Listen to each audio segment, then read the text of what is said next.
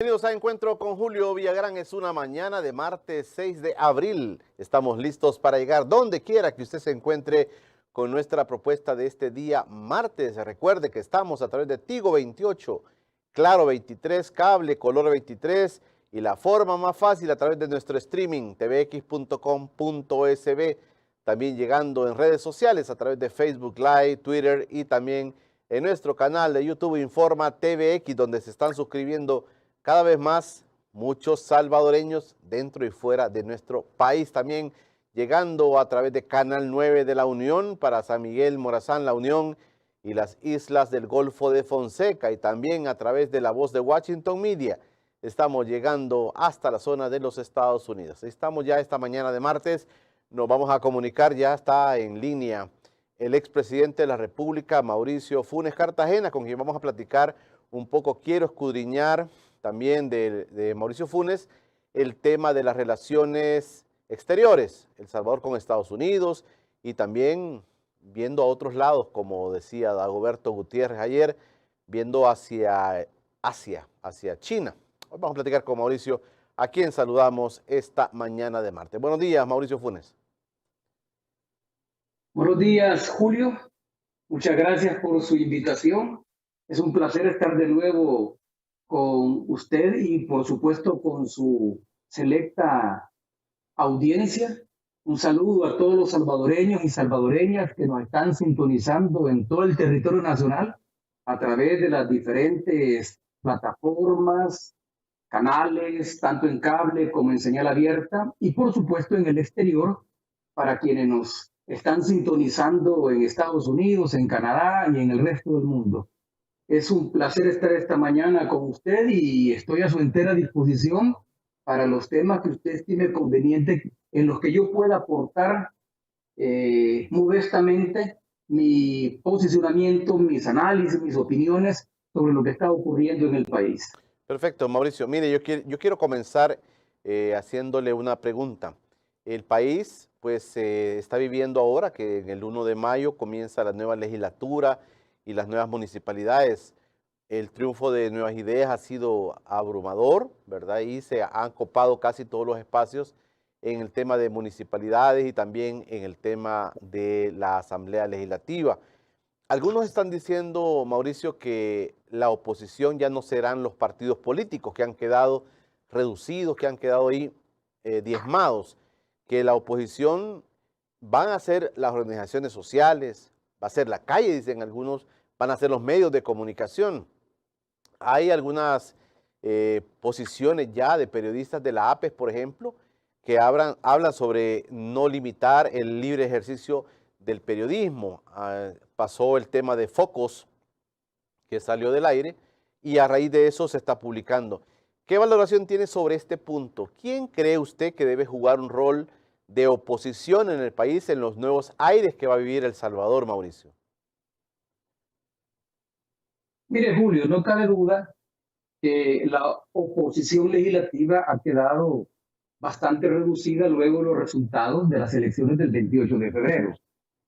No es lo mismo la composición actual que tiene la Asamblea Legislativa, donde hay cerca de 35 o 36 diputados del Partido Arena, más 23 diputados del FMLN, con lo cual han hecho durante estos 3 años mayoría calificada y mayoría simple también para tomar decisiones y para ejercer el sistema de pesos y contrapesos que es muy propio de una democracia. Ahora va a ser diferente, no cabe ninguna duda. Después del 1 de mayo vamos a tener cerca de 14 diputados del Partido Arena, en el caso que todos los diputados del Partido Arena jueguen al papel de la oposición. Yo ya he comenzado a ver algunas declaraciones de diputados que han resultado electos y que van a estar en la próxima legislatura a partir del 1 de mayo por parte del Partido Arena, donde se ve un intento por acercarse al gobierno del presidente Bukele. En el caso del FMLN, que tendrá solo 4 diputados, no sé cuál va a ser la posición que va a asumir. Yo he estado escuchando en su programa, fundamentalmente, pero también en otros programas y en plataformas digitales, algunos dirigentes, miembros de la Comisión Política y del Consejo Nacional del FMLN, sentar posición con respecto a estos resultados. Pero no se ve claro. Incluso yo lo dije una vez, hace como 2 semanas, en las redes sociales, que veía a una oposición que se veía como afectada, como que no lograba salir todavía del impacto que había provocado tanto a su interior como en el trabajo de proyección política desde la Asamblea, los resultados electorales del pasado 28 de febrero. Y no le veía iniciativa, incluso en esta legislatura, si la legislatura termina hasta el 1 de mayo. Cuando fueron las elecciones, los partidos políticos que estaban integrando y que siguen integrando la Asamblea Legislativa tenían una correlación que les permitía tomar decisiones tanto a nivel de mayoría simple como de mayoría calificada, y no obstante, no veo que hayan caminado. Lo único que ha sido anunciado por ellos es la constitución de la entidad reguladora que contempla la ley de aguas, que todavía no ha sido aprobada y que ya el presidente Nayib Bukele ha dicho de que si se llegara a aprobar la ley de aguas y se llegara a aprobar esta nueva autoridad integrada tanto por miembros del gobierno como de otros sectores, él la va a vetar. Yo no he visto ninguna reacción, entonces, frente a su pregunta, ¿qué papel va a jugar la oposición a partir de ahora? Yo creo que la oposición, si quiere ser efectiva, va a tener que volver a las calles. Va a tener que recuperar la organización territorial para defender las conquistas sociales de los últimos 10 años y evitar que el neoliberalismo avance y se consolide un nuevo sistema oligárquico, que es el que pretende imponer el presidente Nayib Bukele, ahora con esta correlación que le va a facilitar. Ahora, no cabe ninguna duda que el sistema de pesos y contrapesos, Julio, ese sistema a partir del 1 de mayo desaparece. Nayib Bukele, el presidente Bukele, no tendrá oposición. Con 56 diputados de Nuevas Ideas, más otros de Gana, que al final suman 61 diputados, tiene una holgada mayoría, no solo mayoría simple, sino que mayoría calificada para tomar decisiones, para aprobar leyes, para derogar leyes, para elegir funcionarios de elección secundaria, como el fiscal general de la República, que debe ser elegido a finales de este año, para elegir a magistrados de la Corte Suprema de Justicia, 5 magistrados, 2 de ellos para la Sala de lo Constitucional, que deberá ser elegido en los próximos meses.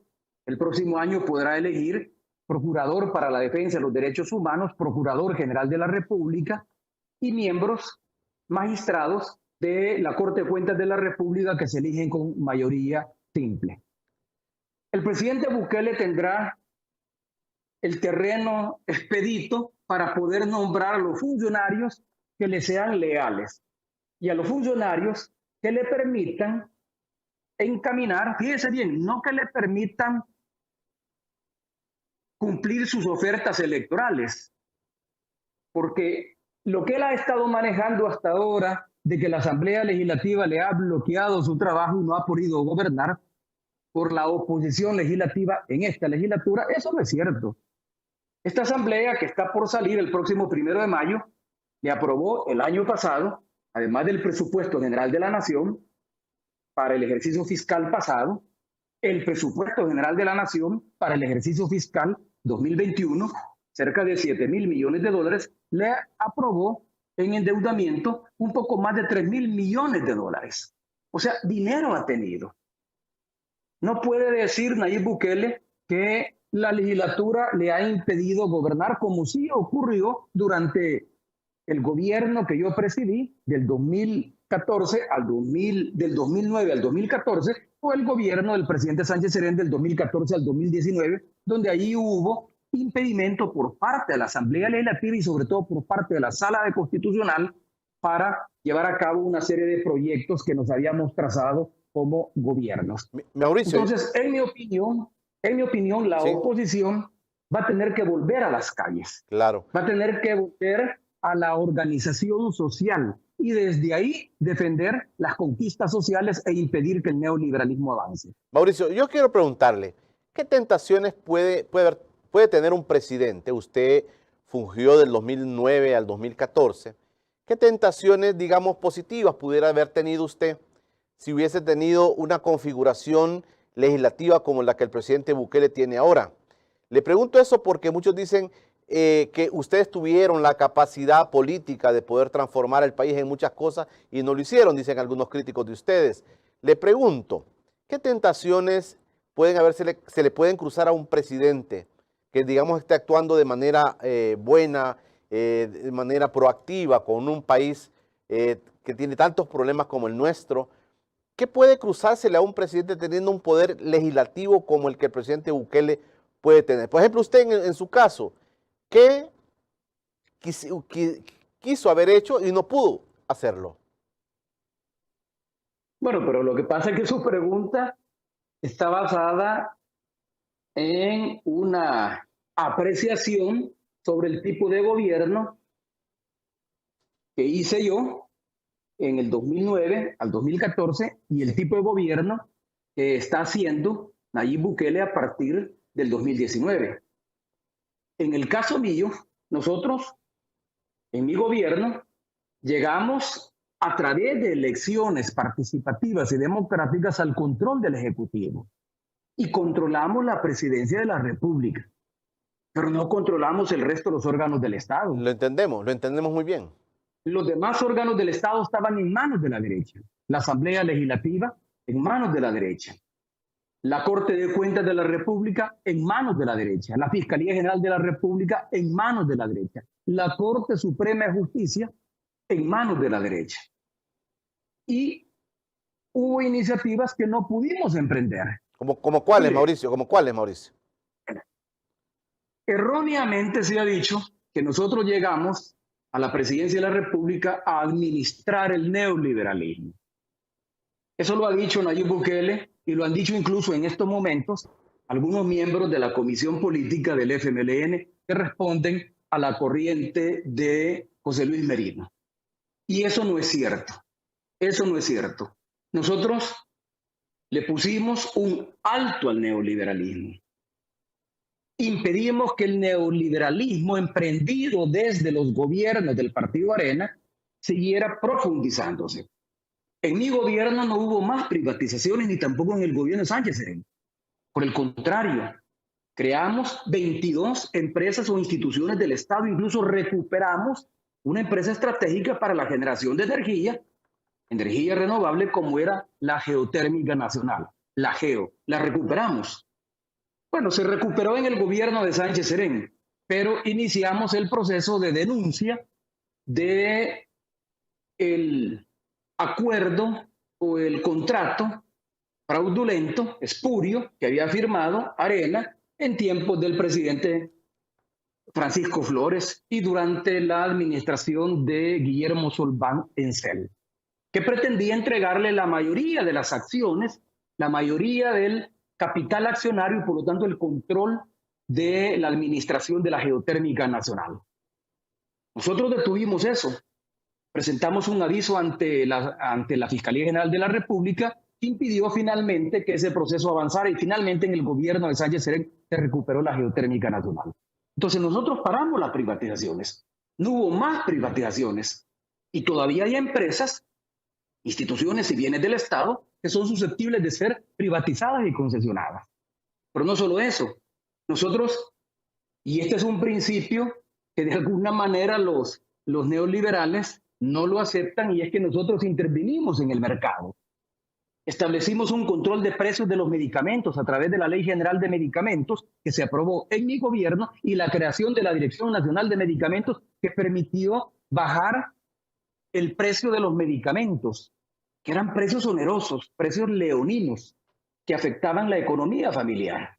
A través de los programas sociales, cerca de 40 programas sociales que llevamos a cabo en mi gobierno y en el gobierno de Sánchez Serén, hemos hecho un cálculo con algunos economistas y la población de más bajos ingresos se ahorró en esos 10 años cerca de $6.000 millones.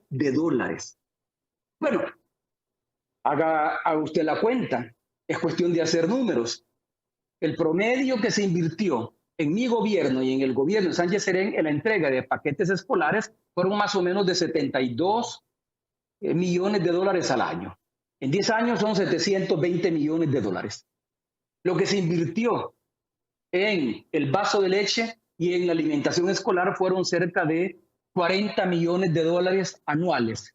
En 10 años son 400 millones de dólares. Ahí ya llevamos 700 más 400 mil, 100 millones de dólares. Y podemos seguir sumando con otros programas que se llevaron a cabo que le permitieron un ahorro significativo a la población.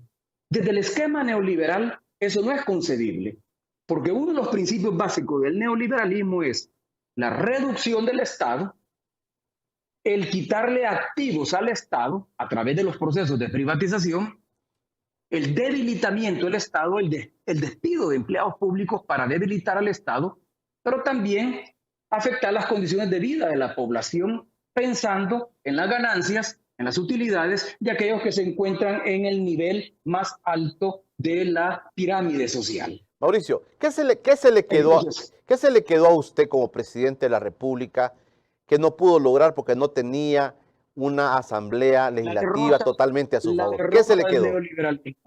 La derrota del neoliberalismo. Nosotros nos propusimos derrotar el neoliberalismo. Lo paramos y comenzamos a desmontarlo.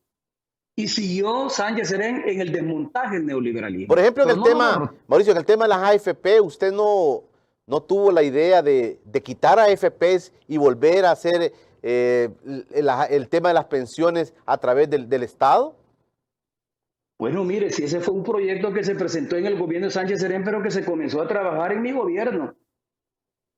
Desde mi gobierno se comenzó a trabajar un proyecto de reforma previsional con el propósito de eliminar las AFPs y transitar a un sistema público previsional, que fue el que Arena erradicó a través de la creación de las administradoras de fondos previsionales durante el gobierno de Calderón Sol, teniendo mayoría legislativa como para aprobar esa ley.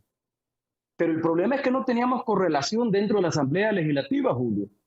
Fíjese bien, entre mi gobierno y el gobierno de Sánchez Serén promovimos 8 impuestos progresivos, no regresivos. No fueron impuestos al consumo, fueron impuestos a las ganancias, a las utilidades, impuestos a las grandes propiedades, impuesto a la importación de bebidas alcohólicas y cervezas, impuestos a la importación de vehículos de lujo, impuesto a las casas de veraneo.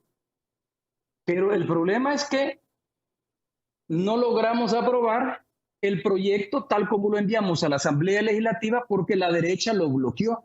¿Y a qué derecha me estoy refiriendo?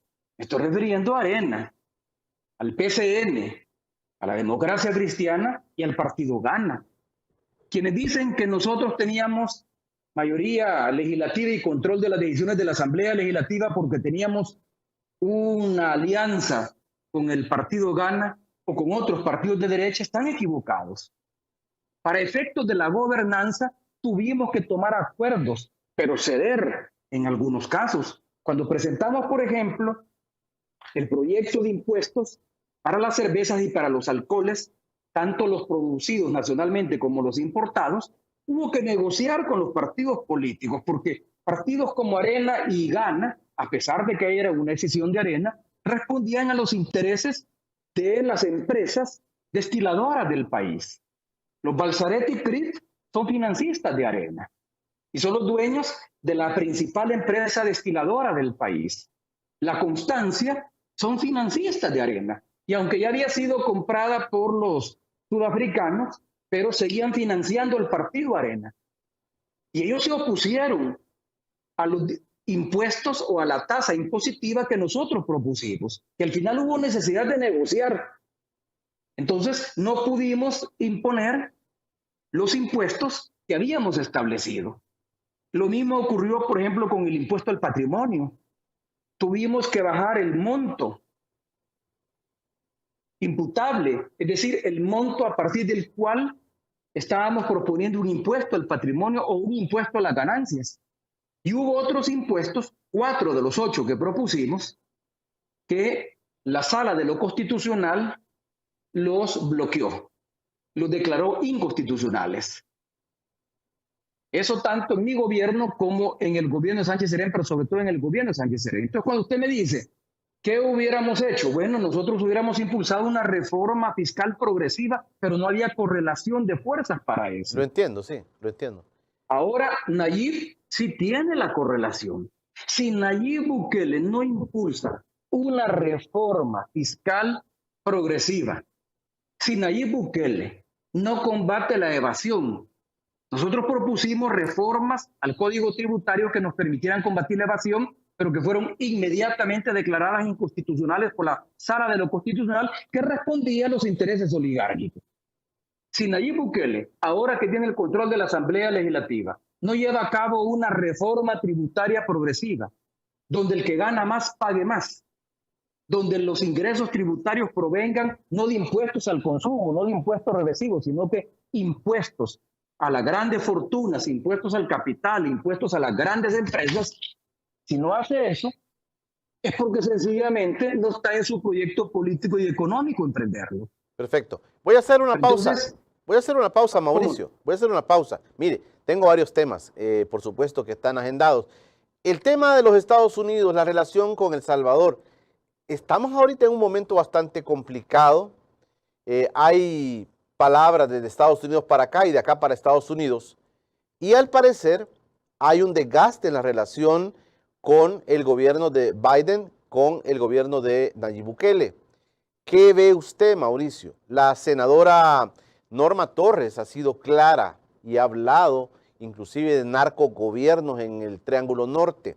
Esto está pasando. Hoy está en el país Luis Zúñiga, un enviado para temas migratorios del gobierno de Biden, y está haciendo digamos, una evaluación de la parte migratoria. Yo quiero hablar un poco con usted y aprovechar que usted pues conoce muy bien cómo se puede fortalecer o hacer más débil una relación entre El Salvador y Estados Unidos. Te dice, mire, es que ya Nayib Bukele está viendo para otro lado, Estados Unidos está viendo hacia China, por ejemplo. Le pregunto eso, Mauricio, voy a hacer una pausa. Me permite la pausa y ya regresamos con el expresidente Mauricio Funes desde Nicaragua. Ya regresamos. Regreso al encuentro con Julio Villarán, el expresidente de la República. Mauricio Funes me acompaña esta mañana de martes 6 de abril. Saludos para Mireya Schonenberg-Walland, para Sonia Lario, para Misael Moreno, para Rosy Morán, para Juan González, para Mercedes Salas y para todos los que están siempre en sintonía. Mario Lois también me escribió una parte interesante de algún debate que debemos tener viendo al país en el futuro. Me escribió Mario Lois. Vamos a darle pensamiento, Mario, a tu posición que me parece sumamente interesante. En cualquier lado del mundo donde te encontres, vamos a darte respuesta. Bueno, viendo un poquito los tweets, publica Carmen Rodríguez, la periodista radicada en Washington, dice, sobre el acercamiento del gobierno de El Salvador con China, Ned Price, vocero del Departamento de Estado, dice que la política de Estados Unidos no se enfocará en forzar a gobiernos para que decidan trabajar con la administración Biden o con China. Lo publica ya la prensa gráfica desde ayer. No le importa, dice, bueno, no vamos a forzar a ningún gobierno a que se relacione con nosotros o con quien quiera. Algo así está diciendo Ned Price, vocero del Departamento de Estado. Mauricio, yo le pregunto, ¿cómo está viendo esta disputa que hay en estos momentos de algunas posiciones? Comienza con la senadora Norma Torres que dice, bueno, hay narcogobiernos en el Triángulo Norte, y comienza una serie de dimes y te diré entre ella y el presidente Bukele. ¿Qué está viendo, Mauricio? Yo escuché atentamente la entrevista que usted tuvo el día de ayer con Dagoberto Gutiérrez, donde él decía que, o al menos lo insinuó, que la posición del presidente Bukele era una posición digna, que probablemente eso no lo hubiéramos visto en gobiernos anteriores, en gobiernos del FMLN, que en mi gobierno o el gobierno de Sánchez Serén no hubiéramos enfrentado a una congresista de los Estados Unidos como Norma Torres, ni habríamos sentado posición firme frente a las posiciones también de la congresista Torres. Le voy a decir una cosa. Lo que estoy observando es la inexperiencia tanto de el presidente de la República como su equipo de asesores internacionales, si es que los tiene, yo creo que sí los tiene, porque se reveló el año pasado y todavía este año que ha gastado una buena cantidad de dinero en lobistas para lograr un acercamiento en Washington, para lograr un acercamiento con el gobierno del presidente Biden. Ahora, en un gobierno, el canciller o la canciller de la República más su equipo de política exterior se convierten en los asesores por antonomasia del presidente de la República. El presidente de la República no está obligado a dominar el tema de las relaciones internacionales. Para eso tiene un canciller, que se supone que es el experto en política exterior, y para eso tiene a un equipo dentro de Cancillería que se supone que son los expertos en política exterior. Nadie de ellos le dijo al presidente Bukele cómo conducir su relación con Estados Unidos una vez ganó el gobierno o ganó la presidencia el presidente Biden y comenzó el gobierno del presidente Biden, el gobierno demócrata. ¿Y por qué le digo esto? Porque Nayib Bukele construyó una relación con la administración anterior, una relación, en mi opinión, genuflexa e indignante. Comprometió la soberanía nacional. Nayib Bukele, por ejemplo, siguiendo instrucciones de la administración Trump, en la OEA tuvo posiciones contrarias a Cuba, a Nicaragua y a Venezuela. Incluso llegó a romper relaciones con Venezuela.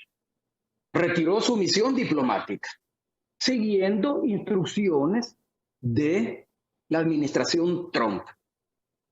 Estando Trump en el poder, Nayib Bukele dijo que iba a revisar las relaciones con China. Usted recordará, Julio, que cuando recién fue electo el presidente Bukele, en su primer viaje a los Estados Unidos, en una comparecencia ante la Fundación Ultraconservadora de los Estados Unidos, la Fundación Heritage, ahí él dijo que iba a revisar las relaciones con China y que no iba a permitir que China intentara intervenir en los asuntos internos de El Salvador, siguiendo la narrativa republicana y siguiendo la narrativa que le había dado la embajadora Manes en ese entonces, que todavía estaba como embajadora representante del gobierno Trump ante El Salvador, de que esa relación que había abierto el presidente Sánchez Serén y la ruptura de relaciones con Taiwán habría que analizar si eran convenientes para el país. Pero ¿qué pasó después? Eso fue más o menos como marzo o abril de la visita que hizo el presidente Bukele como presidente electo a los Estados Unidos. En diciembre, en su gira a China, tuvo un discurso completamente diferente.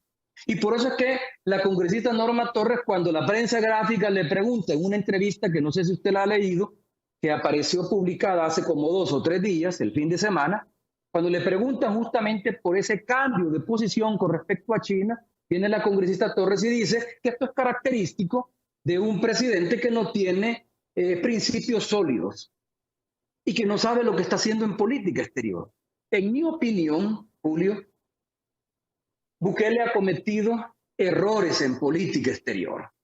Primero se entregó de lleno a la administración Trump y no solo siguió la línea de conducción en los organismos internacionales como la OEA, sino que también firmó junto con Guatemala y Honduras, los países del llamado Triángulo Norte, firmó con la administración Trump un acuerdo de tercer país seguro para impedir el flujo migratorio.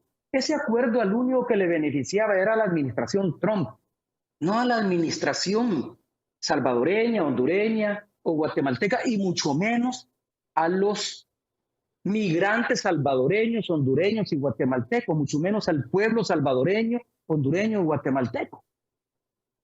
Tanto así que una de las primeras decisiones que toma el presidente Biden es cancelar ese acuerdo, porque no tiene ningún sentido, no va a las raíces del problema. no va a las causas estructurales de la migración para reducir el flujo migratorio.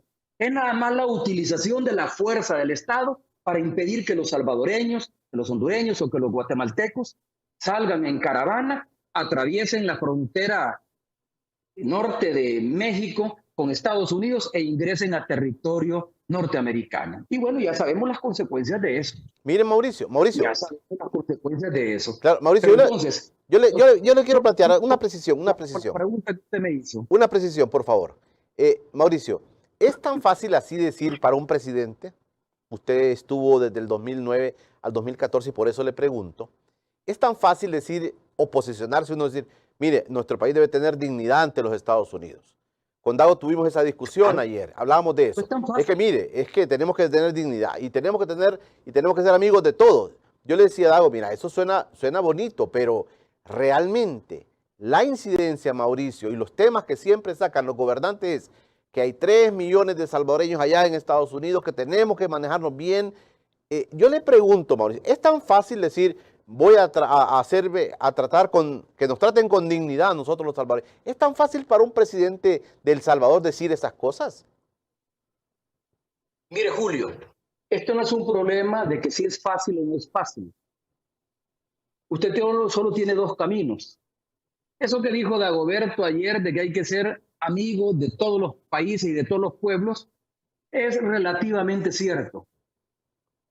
Porque no podemos tener la misma amistad con países y con gobiernos que vulneran nuestra dignidad y nuestra soberanía. No podemos tener la misma amistad con gobiernos y con países que buscan intervenir en los asuntos internos del país para que el país no prospere económicamente ni socialmente. Ahora, en el caso de los Estados Unidos, es que las relaciones tienen que construirse sobre la base de la dignidad. Y eso lo intentamos hacer nosotros, y yo creo que lo hicimos con mucho éxito durante los 5 años de mi gobierno. Yo no puedo hablar por el gobierno de Sánchez Serén, porque no me corresponde. Pero en mi gobierno, cuando nosotros iniciamos un proceso de acercamiento con la administración Obama para crear una alianza para la prosperidad, que finalmente llevó al presidente Obama a seleccionar a El Salvador como uno de los 3 países que visitó en su primera gira al continente. Recuerde que visitó Chile, Brasil y El Salvador. Buscamos crear una relación basada en la dignidad. Yo le voy a contar 2 experiencias que tuve, 2 anécdotas. Cuando recién asumí la presidencia de la República, nombré a Manuel Belgar como ministro de Seguridad y Justicia. A los Estados Unidos no le pareció ese nombramiento, por lo menos a los republicanos que todavía se encontraban en el Departamento de Estado. Robert Blau, que era el encargado de negocios, republicano, masón, republicano, porque respondía al gobierno anterior, no respondía al gobierno del presidente Obama, se reunió conmigo para plantearme de que Estados Unidos no veía con buenos ojos el nombramiento de Manuel Belgar como ministro de Seguridad, porque Manuel Belgar había participado con uno de los responsables de la masacre de la Zona Rosa. Yo tenía 2 caminos. Bueno, y me planteó que si nosotros, mi gobierno insistía en mantenerlo a él como ministro de Seguridad, se acababa la cooperación, por lo menos en asuntos de seguridad, de Estados Unidos para El Salvador, porque así lo establece la Constitución. Hay una enmienda constitucional que establece eso, que no pueden haber relaciones ni cooperación con gobiernos donde sus funcionarios en seguridad hayan participado en asesinatos de norteamericanos. Lo primero que yo le dije a Robert Blau, le dije, bueno, presénteme pruebas. Yo no puedo partir únicamente de una elucubración. Yo tengo información de que Manuel Belgar no participó, ni siquiera se encontraba en San Salvador, sino que se encontraba en San Vicente, y que no participó ni en las decisiones, ni mucho menos en el comando operativo responsable de esa masacre. Ese tema lo mantuvo y lo siguió arrastrando Robert Blau, incluso cuando yo llegué a Estados Unidos para reunirme con el presidente Obama. Hubo una reunión en el hotel donde yo estaba hospedado, donde participó Robert Blau y participó también la subsecretaria para Asuntos Hemisféricos para Centroamérica, donde nos volvieron a plantear ese tema. Y yo fui tajante y le dije, mi constitución, el ordenamiento jurídico al que yo me debo, establece que nadie puede ser acusado de un delito ni considerado culpable si no ha sido oído y vencido en juicio. Y Manuel Belgar no ha sido oído y vencido en juicio, y por lo tanto yo no lo puedo quitar. Yo no lo puedo quitar. Sentamos un precedente. Ayer decía su invitado, Dagoberto Gutiérrez, que si hubiera sido en el gobierno de Sánchez Serén o el de Funes, no se hubiera dado ese reclamo de parte de Nayib Bukele hacia la congresista Torres. ¿Cómo no? Yo lo hice. Lo que pasa es que no lo hice de la forma. Yo hice mi reclamo en el Departamento de Estado y planteé que el gobierno salvadoreño no podía doblegarse ante los Estados Unidos únicamente para efectos de cooperación. Si nos querían quitar la cooperación para seguridad, pues que nos la quitaran. Y nosotros la íbamos a ir a buscar a otro lado. ¿Cuál es la otra anécdota que me iba a contar sobre esta relación? La otra anécdota es una reunión que yo tuve en El Salvador con Bob Menéndez, un senador muy influyente y muy poderoso, porque es el presidente, por lo menos en aquel entonces era el presidente del Comité de Relaciones Exteriores del Senado, y que es el que tenía la última palabra para decir los fondos de cooperación hacia El Salvador. En ese momento se estaba discutiendo la aprobación del segundo compacto de familia. Bob Menéndez me visitó en El Salvador y se reunió conmigo para plantearme un reclamo de parte del gobierno de los Estados Unidos y de parte del Senado de los Estados Unidos, porque yo había elegido fiscal y había elegido magistrado de la Corte Suprema de Justicia antes del periodo constitucional. Si usted recuerda, hubo un cuestionamiento porque se eligió a fiscal general de la República, la Asamblea en ese entonces, y eligieron a magistrados de la Corte Suprema de Justicia, elecciones que luego fueron declaradas inconstitucionales por la Sala de lo Constitucional de la Asamblea de la Corte Suprema de Justicia. La Asamblea eligió antes de tiempo. Y él llegó y se reunió conmigo. Y allí en mi oficina, en presencia de la embajadora de ese entonces, la señora Mari Carmen Aponte, me planteó y me dijo, estamos viendo muy mal esa actitud suya de querer elegir fiscal y de haber nombrado magistrados de la Corte Suprema de Justicia cuando no corresponde elegirlos en esta legislatura, sino que en la siguiente. Yo le dije, con todo respeto, senador, pero usted está mal informado y me parece que la embajadora Mari Carmen Aponte le ha informado mal a usted.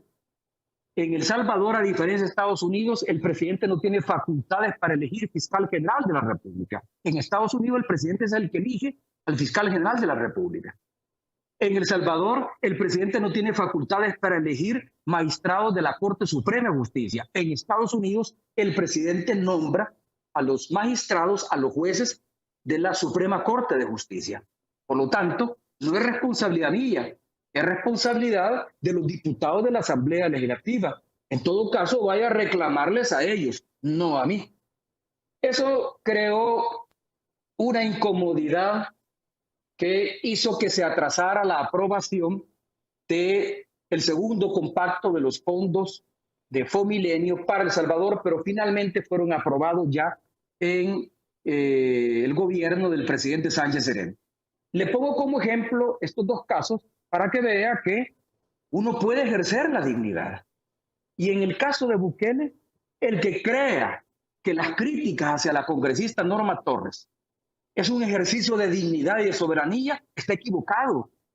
Está equivocado, porque si la congresista cometió el error de confundir a las niñas ecuatorianas en el video que hizo público con niñas de Honduras, de El Salvador o de Guatemala, bastaba con sencillamente señalarle que había cometido un error y que esas niñas no eran salvadoreñas, ni hondureñas, ni guatemaltecas. Pero él no. Él fue más allá y la cuestionó, teniendo como antecedente, Julio, el informe sobre derechos humanos del Departamento de Estado en el caso de El Salvador. Mauricio. Donde hay claras referencias a la alteración del ordenamiento constitucional, a violación de las leyes, a violación a los derechos humanos, a persecución a la prensa y sobre todo a indicios de corrupción de varios de sus funcionarios que aparecen en ese informe con nombre y apellido. Mauricio. Frente a eso, Nayib Bukele no ha dicho absolutamente nada. Entonces, Nayib Bukele no está sabiendo manejar las relaciones internacionales. Ahora, yo tengo una tesis a propósito de lo que usted me preguntó sobre Asia y sobre la mirada hacia China. Mi tesis es la siguiente.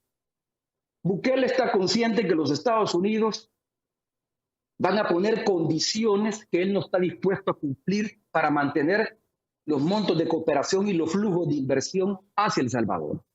A Bukele no le interesa la suerte de los compatriotas que tienen problemas de estabilidad migratoria en los Estados Unidos. No les preocupa. De hecho, cuando Trump anuló el TPS, el equipo de Relaciones Exteriores de Nayib Bukele no hizo absolutamente nada. Eso se atrasó por una decisión del juez federal a partir de una iniciativa que promovió una salvadoreña inmigrante. Y un juez federal de la Corte de Nueva York fue el que atrasó la anulación del TPS y por lo tanto la deportación que se veía venir. No fue Bukele.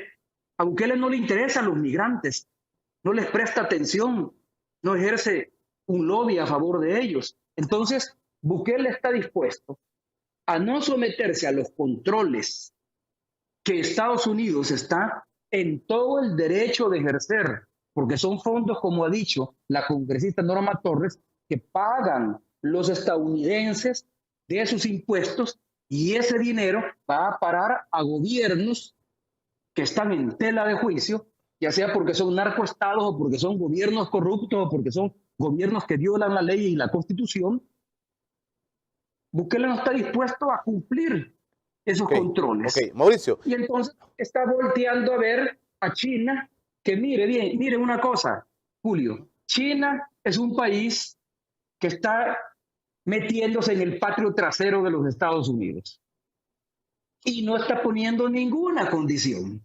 China, para donar las 150,000 vacunas que acaba de donar, no ha puesto ninguna condición. China, en el viaje que hizo Nayib para donar $100 millones para la construcción de un estadio, el estadio más grande de Centroamérica o de América Latina, como lo ha presumido Nayib, no ha puesto ni una tan sola condición. China es un país que no pone las condiciones que pone Estados Unidos por una sencilla razón, porque China es una autocracia. China es un gobierno autoritario y por lo tanto las condiciones democráticas y las exigencias democráticas que está poniendo el gobierno Biden en estos momentos no las va a poner China. Y por eso es que está buscando a ver hacia China. Mauricio, los flujos de cooperación y de inversión de Estados Unidos para El Salvador, producto de las graves violaciones que está cometiendo este gobierno. Mauricio, voy a hacer una pausa. Mire, yo le quiero plantear lo siguiente, también como una tesis, digamos.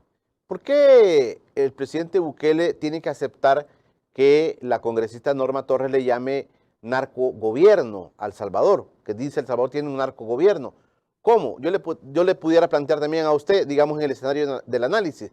Si no tiene pruebas de que este es un narcogobierno, ¿cómo la congresista se atreve a decir eso? Le pongo eso como un punto. El otro, dicen, mire, es que solo es ella, la congresista, la que está peleando con el presidente Bukele.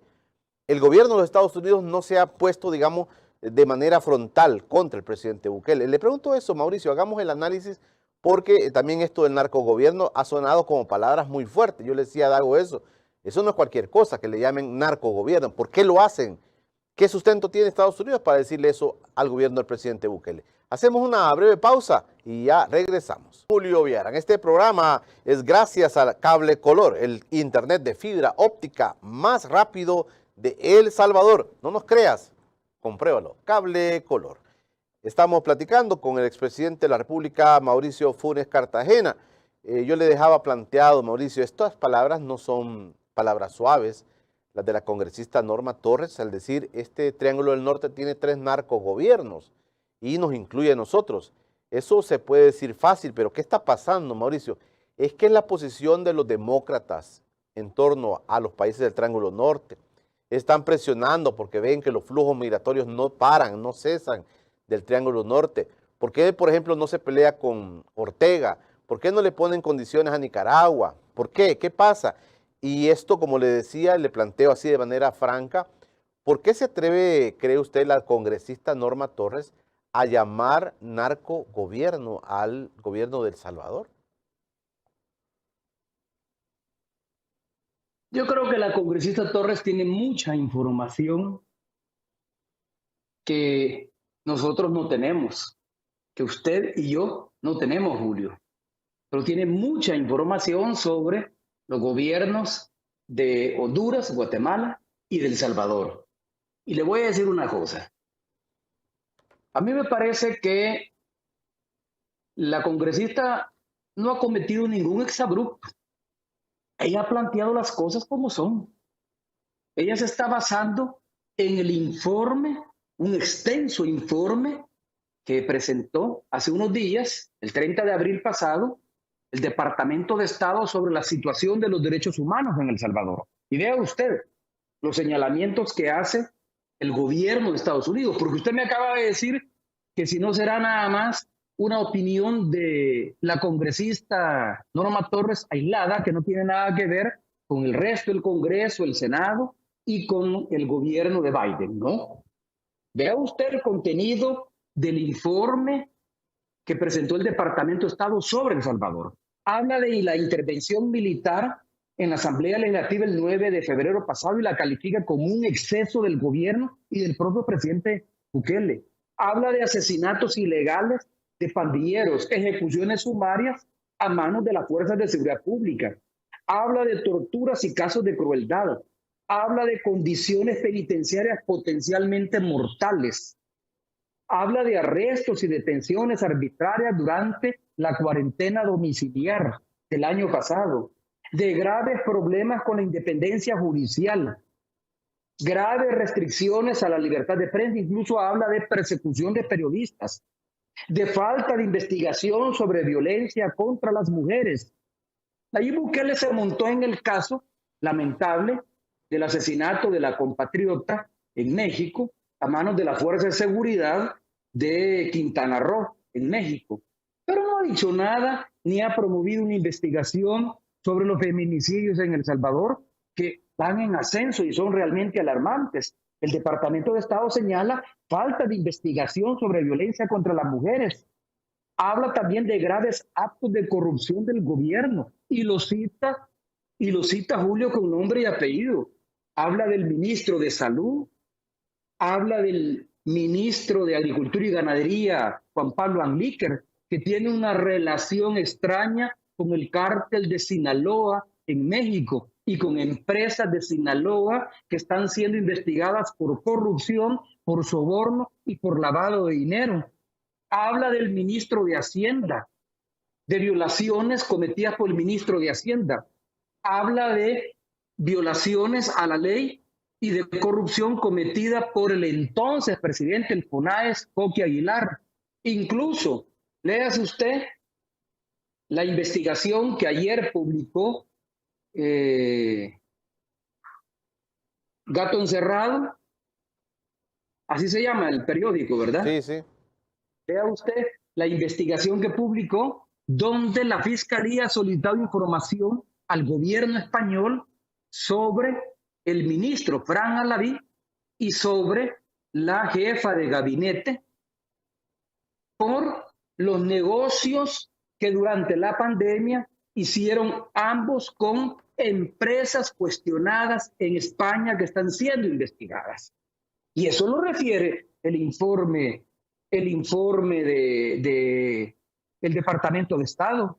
Habla de violencia de las autoridades en contra de la comunidad LGTBI, lesbianas, gays, bisexuales, transexuales e intersexuales. Es decir, a la base de las declaraciones de la congresista Norma Torres está un informe del Departamento de Estado. Y estamos por conocer una lista que la congresista Norma Torres ha solicitado al Congreso para que se la adelante, porque según lo que se aprobó en la legislatura anterior, en el Congreso de los Estados Unidos. Esa lista, la llamada lista Engel, porque fue una iniciativa del ex congresista Engel, se va a conocer el 30 de julio, pero ella ha solicitado un adelanto de esa lista. Y ahí hay nombres. Entonces viene usted y me dice, no es muy... no ha sido la congresista muy imprudente hablar de narcoestado en el caso de El Salvador y generalizar. Información tiene. Información tiene. Hay funcionarios del gobierno salvadoreño actual que están vinculados con actividades del narcotráfico y lavado de dinero, que están coludidos. Vea usted, por ejemplo, el cambio que acaba de hacer el presidente Bukele en el Ministerio de Seguridad Pública. ¿Usted sabe quién es Gustavo Villatoro? Gustavo Villatoro ha sido investigado por la DEA, ha sido investigado por la CIA, ha sido investigado incluso por investigadores privados en los Estados Unidos, por CBI Consultant.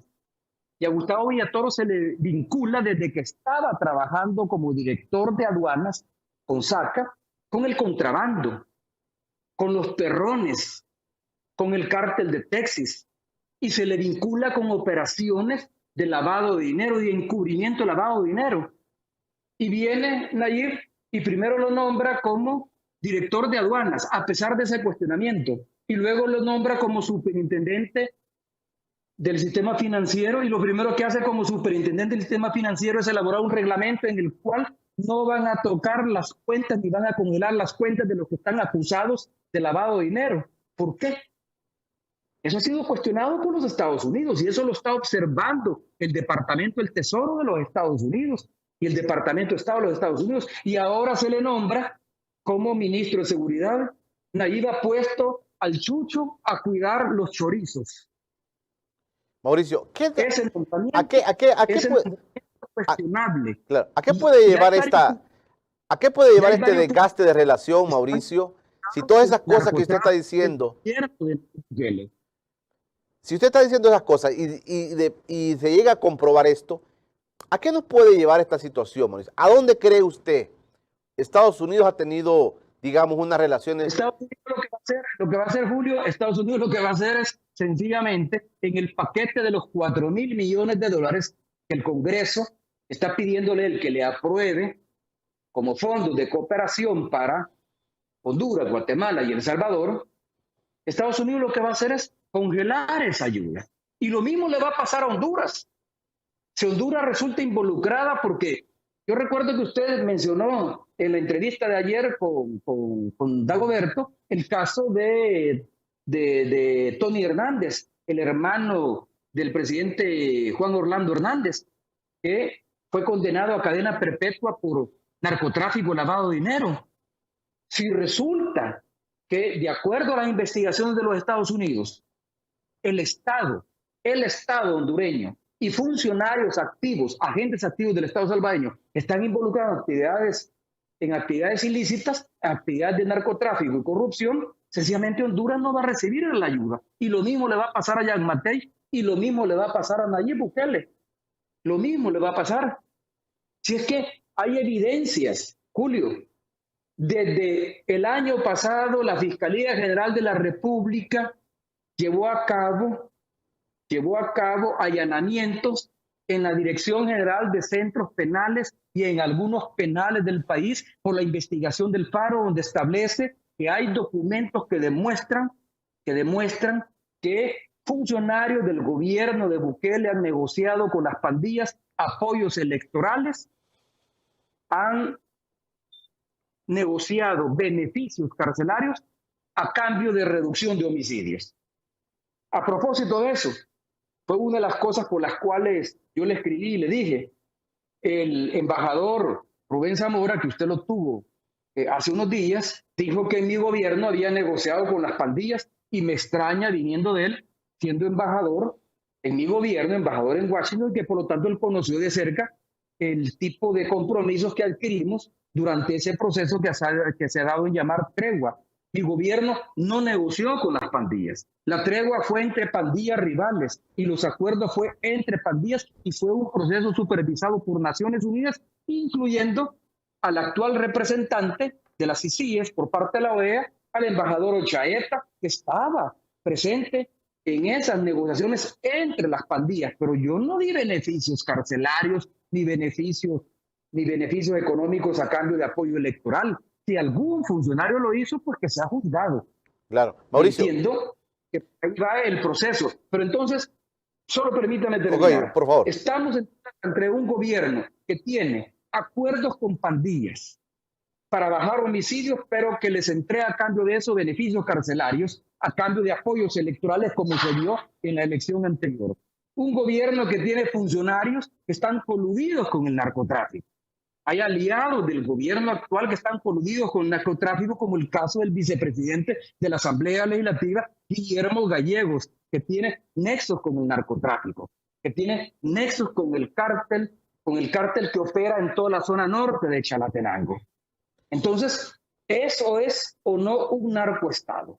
Si la congresista Norma Torres se ha atrevido a hacer ese tipo de señalamientos es porque tiene información.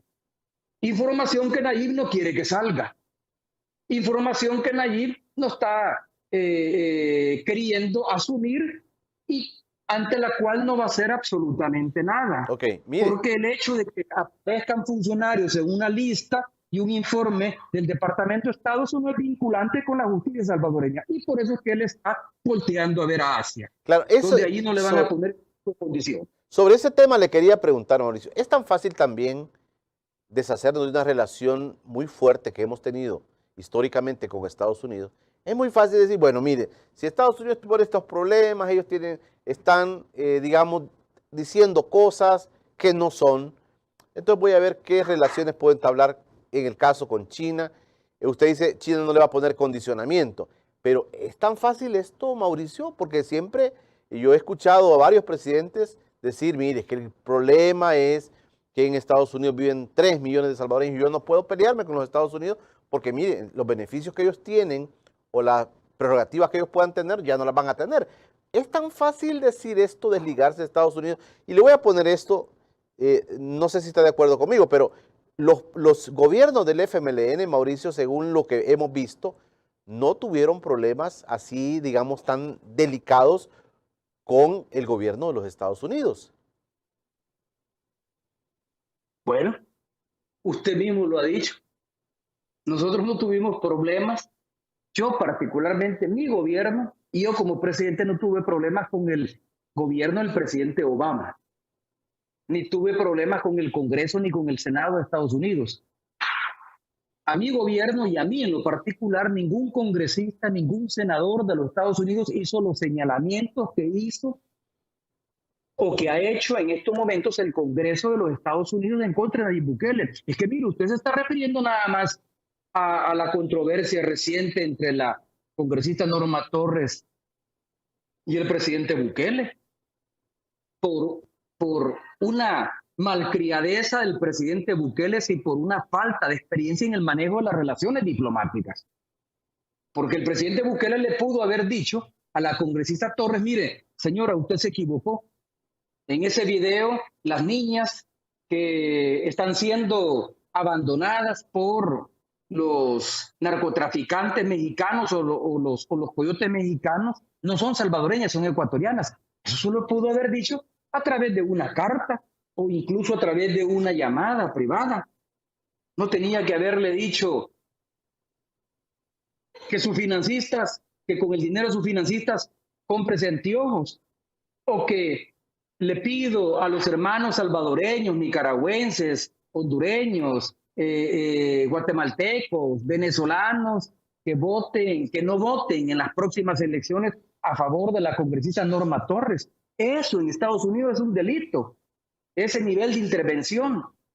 Nayib Bukele no sabe qué hacer con las relaciones con Estados Unidos. Entonces viene usted y me dice, ¿es tan fácil deshacerse de las relaciones con Estados Unidos? No, no, Julio. Yo no estoy planteando eso. ¿Cómo se va a deshacer usted tan fácilmente o desentenderse tan fácilmente de las relaciones con Estados Unidos, siendo que 3 millones por lo menos, si no más, 3 millones de salvadoreños viven en Estados Unidos. Y hay cerca de 250,000 salvadoreños que se encuentran en situación de ilegalidad y que su estabilidad migratoria depende de las decisiones que tome el gobierno de los Estados Unidos. Y El Salvador no tiene capacidad para absorber esa población de regreso. Además, El Salvador necesita de fondos de cooperación que los puede obtener en Asia, que los puede obtener en China, que los puede obtener en Qatar o cualquier otro país árabe con el que Nayib Bukele quiere establecer alianza. Es cierto, los puede obtener, pero eso no quita los señalamientos que ha hecho la congresista Norma Torres u otros congresistas y senadores que ya le han enviado cartas al presidente Bukele y el Departamento de Estado sobre las graves violaciones que Bukele está cometiendo al ordenamiento constitucional, a las leyes de la República y que está encubriendo la corrupción de esos funcionarios. Ahora, si eso, en opinión suya, Julio, o de algunos analistas, eso no es ser un narcoestado, está bien, no le llamemos narcoestado, pero no cabe ninguna duda que el gobierno Nayib Bukele está coludido con el narcotráfico y con actividades de corrupción. Bueno, no cabe ninguna duda. Mauricio, quiero agradecerle que haya tomado esta entrevista. Usted pidió tener su opinión sobre algunos temas y ahí ha estado el espacio para usted. Y vamos a procurar siempre tener las voces importantes del país que estén opinando en este espacio de encuentro con Julio Viera. Le agradezco a Mauricio Funes por esta entrevista y esperamos encontrarnos muy pronto. Gracias, Mauricio. No, gracias a usted por la oportunidad que me da de poder compartir mis opiniones con su audiencia y, por supuesto, la oportunidad que me da para poder estar en su programa, muy a pesar de lo que ha aparecido en las redes sociales que dicen de que este programa yo lo controlo y yo le pago a usted. Bueno, ahí me debe entonces. Mauricio, está bien. Gracias, Mauricio Funes, desde Nicaragua con nosotros. Sí, ahí en las redes sociales han dicho cosas así, los troles, ¿verdad? Los troles. Bueno, aquí está el espacio para que vengan a opinar. Si hay cosas que a alguna gente no le gusta, ¿qué vamos a hacer? Pero bueno, aquí está el espacio para que ustedes puedan opinar. He dicho, los funcionarios de gobierno no vienen porque no quieren venir. Aquí está el espacio. Les doy hasta un mes completito para que vengan los funcionarios de gobierno. Pero ya, ojalá que cambien las cosas, su posicionamiento y que puedan venir a compartir con nosotros lo que están haciendo, lo que están pensando. El expresidente Mauricio Funes ha estado esta mañana de martes 6 de abril. Mañana, miércoles, viene Manuel El Chino Flores, viene a hablar con nosotros sobre China. Vamos a hablar sobre lo que China está viendo, cómo está viendo China al mundo. Hoy se dice, bueno, China está ayudándole mucho al país con las vacunas del COVID. Vamos a platicar con el Chino Flores, el diputado del FMLN. Mañana va a estar con nosotros, mañana miércoles. Por hoy,